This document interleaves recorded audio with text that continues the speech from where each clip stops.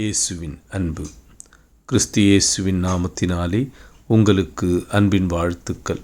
ஏசாயா 55:8. என் நினைவுகள் உங்கள் நினைவுகள் அல்ல, உங்கள் வழிகள் என் வழிகளும் அல்லவென்று கர்த்தர் சொல்லுகிறார். ஆம் பிரியமானவர்களே, இதோ கர்த்தரே வழியும் சத்தியமும் ஜீவனுமா இருக்கிறார். எனவே நாம் சிந்திப்பது போலவே சிந்தித்து நாம் நினைக்கிற வழியில்தான் நம்மை ஆசீர்வதிக்க வேண்டும் என்று தேவனுக்கு சித்தமல்ல.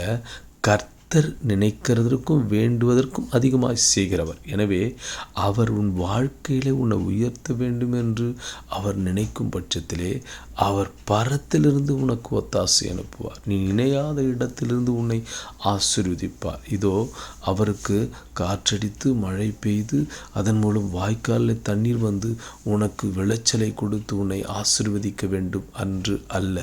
கர்த்தர் சொல்லுகிறார், நீ காற்றையும் காண மாட்டாய், மழையையும் பார்க்க மாட்டாய், உன் வாய்க்கால்கள் நிரப்பப்படும், உனக்கு தண்ணி கிடைக்கும், நீ ஆசீர்வாதமாக இருப்ப, நீ விளைச்சலை கண்டடைவாய். அவருக்கு பரத்திலிருந்து ஒத்தாசை உனக்கு அனுப்பார். நீ நினைக்காத இடத்திலிருந்து உன்னை தேவன் ஆசீர்வதிக்கிறவர். நீ எண்ணி முடியாத அதிசயங்களை செய்கிறவர். உனக்கு அவர் அதிசயத்தை செய்து இதோ நீ நினைக்கிறதற்கும் வேண்டுவதற்கும் அதிகமாய் செய்கிறவர். அதிசயம் செய்து உன் வாழ்க்கையிலே அவர் ஆசீர்வாதத்தை கொடுத்து உயர்த்துவார்.